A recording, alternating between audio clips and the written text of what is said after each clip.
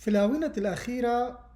في سوريا وخاصة في المناطق الكردية شهد المجتمع الكردي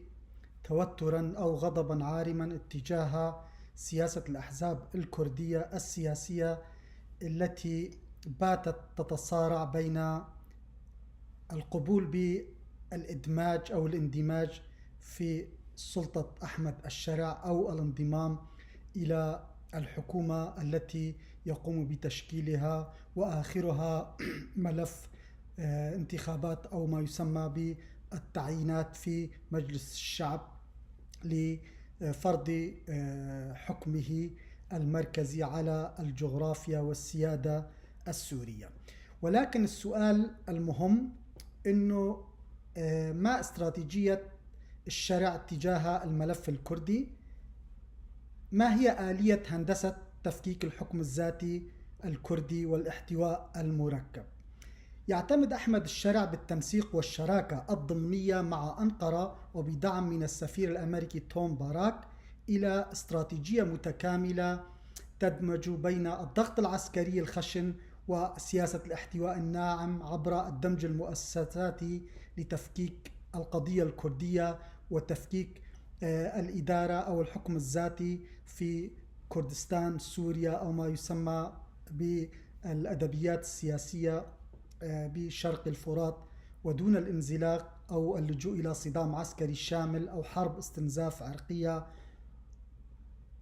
ممتدة. يهدف الشرع من خلال هذه الديناميكيات إلى ترسيخ حكمه المركزي في دمشق وتجريد الشعب الكردي من طموحاته القومية والسياسية وأوراق القوة التي يمتلكها، مستعينا بثلاثة مسارات استراتيجية وميدانية متوازية جرى تصميمها بدقة لإحكام القبضة المركزية لنظام حكمه. أولا، المسار الأول هو اللجوء إلى تفكيك القوى الصلبة واستعادة السيادة، وذلك عبر خطة الاندماج أو الدمج المرحلي أو القسري لقوات سوريا الديمقراطية قسد في بنية الدولة والحكومة وتحت هيكلية وزارتي الدفاع والداخلية، وهذا ينهي استقلالية القرار العسكري الكردي و يعني يسلخ عنه القوة الذاتية لحماية شعبه وحماية نفسه من هجمات مستقبلية سواء من حكومة دمشق أو العشائر العربية التي يستعملها أحمد الشرع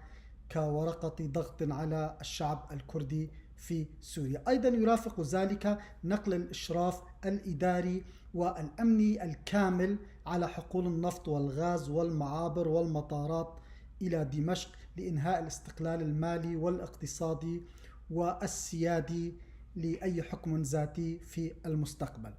ثانيا، الهندسة السياسية وتدجين التمثيل الكردي. طبعا حكومة دمشق بقيادة أحمد الشرع عم تلجأ لهاي الهندسة السياسية لتحجيم وتفكيك القوة السياسية التقليدية للحركة الكردية الراديكالية، الأحزاب الكردية اللي عم بتناضل من عام 1957 لأجل حل القضية الكردية في سوريا واعتبارها قضية وطنية لشعب مضطهد ومظلوم. طبعا تفكيك الأحزاب الكردية أو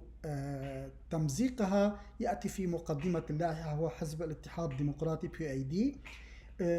اللي هو هدف تركي طبعا، وصناعة نخب من التكنوقراط والمستقلين الكرد الموالين لجعلهم موالين للمركز في دمشق عبر آلية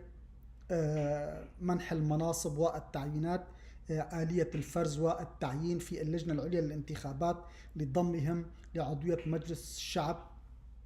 اللي عم يشكله أحمد الشرع، وهذا أدى إلى شرذمة الموقف الكردي وبروز انقسامات حادة داخل المجتمع الكردي بسبب قبول المجلس الوطني الكردي والشخصيات الكردية بهذا الطرح. ثالثا، القوة الناعمة وسحب الذرائع الحقوقية أو المطالب الدستورية للكرد وذلك لقطع الطريق على المطالب القومية والسياسية للشعب الكردي وحركته السياسية الحزبية عبر تصفية الملفات أو المشاكل التاريخية اللي هي موضوع المجردين من الجنسية السورية وموضوع اللغة وموضوع عيد نوروز. فوجدنا كيف أنه الرئيس المؤقت أحمد الشرع طرح المرسوم 13 اللي تحدث فيه أنه بمنح الجنسية للكرد المجردين من الجنسية السورية. طبعا كلمة المنح هنا غلط بالمصطلح القانوني والدستوري، هي إعادة الجنسية، لأنه هن أصلا بالأساس كانت لديهم هوية سورية وتم سحبها منهم بسبب سياسات التمييز العنصرية اللي لجأ إليها حزب البعث الحاكم. أيضا الاعتراف باللغة الكردية كلغة وطنية في التعليم الحقوقي وليس لغة رسمية للبلاد، وجعل عيد نوروز عيد عطلة رسمية لتجريد القيادات الكردية من حاضنتها الشعبية وإقناع المجتمع الكردي أو الشعب الكردي بأن الحفاظ على هويته وحقوقه لا يتطلب المطالبة بحكم ذاتي أو فيدرالية في سوريا. أيضا ثانيا التموضع الإقليمي والمآلات المصيرية للمشروع الكردي. يكشف إقحام تركيا كشريك في هذه الاستراتيجية عن معادلة مصالح إقليمية متبادلة، تفضل أنقرة التعامل مع دولة سورية شديدة المركزية وموحدة تستطيع ضبط حدودها عبر نظام قمعي، وبالتالي تمكن هذا النظام من تفكيك كيان قسد العسكري والإدارة الذاتية القائمة على فلسفة أخوة الشعوب.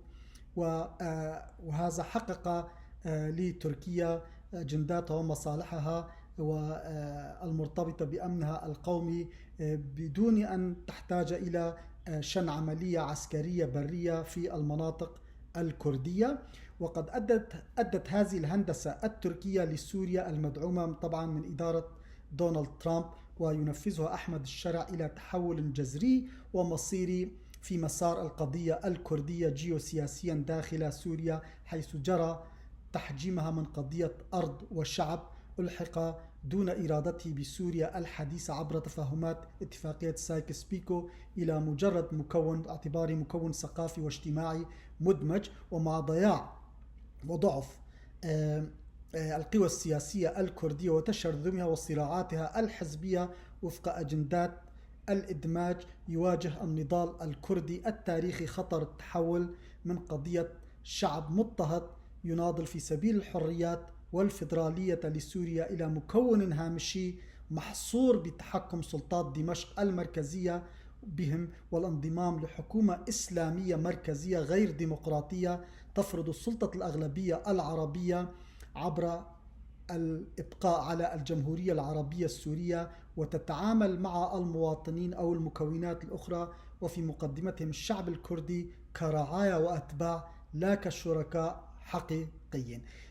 ثالثا المخاطر البنيوية وعوامل الاستقرار المستقبلي. طبعا هذه الاستراتيجية رغم نجاحها تكتيكيا في المدى القصير في تفكيك مراكز القوى الكردية، إلا أنها تواجه مخاطر وعوائق مستقبلية جوهرية قد تنسف استدامتها على المدى الطويل. فمن أول هذه العوائق هو عدم وجود الثقة العميقة داخل المجتمع السوري، وخاصة أن المجتمع الكردي لا يثق بالمحيط العربي ولا يثق بسلطات دمشق التي فرضت على حكم سوريا وفق توافقات جيوسياسية دولية إقليمية استخباراتية، واحتمالية أن هذه الحكومة أو أي حكومة عربية في دمشق مركزية قد تدير ظهرها وتعهداتها للحقوق والطموحات الكردية سواء كانت سياسية أو قومية أو ثقافية بمجرد حتى ولو تم تضمينها بالدستور بعد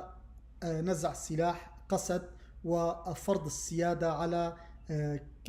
المناطق الكردية بالكامل، وبالتالي التنكيل بكافة الضمانات الدولية بكافة الضمانات في ظل غياب ضمانات دولية ورعاية دولية لعملية الإدماج أو الانضمام. أيضا هناك سلاح الفتيل العشائري العربي الذي استخدمه أحمد الشرع وهيئة تحرير الشام في ضد العلويين وضد الدروز وضد المسيحيين في بعض المناطق، واستعملوه أيضا ضد قوات سوريا الديمقراطية في دير حافر والرقة ودير الزور، وهذا أدى إلى انهيار قسد بعد خيانة العنصر العربي لرفاق السلاح وبدعم أمريكي وتركي طبعا. وهذه عدم وجود الثقة والسلاح العشائر العربية كقوة ترهيبية بحق المجتمع أو الشعب الكردي دائما، وأيضا محاولات تعريب المناطق الكردية والادعاء بعروبية الجزيرة الكردية طبعا كردستان سوريا. فأنه أي خلل في هذه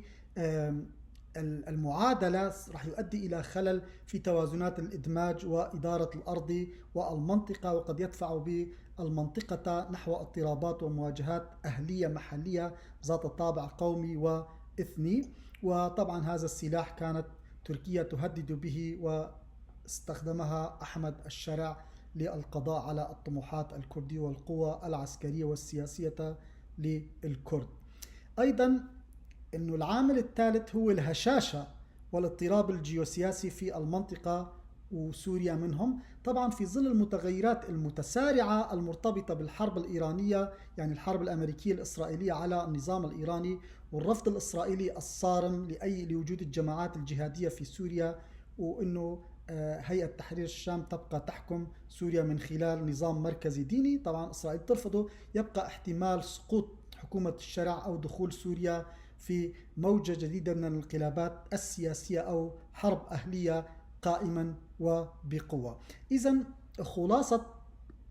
هذا التحليل السياسي حول استراتيجية أحمد الشرع في التعامل مع القضية الكردية والملف الكردي في سوريا أن تجاوز الحل الجذري القائم على الشراكة الحقيقية والوطنية الديمقراطية الفيدرالية قد يعني أن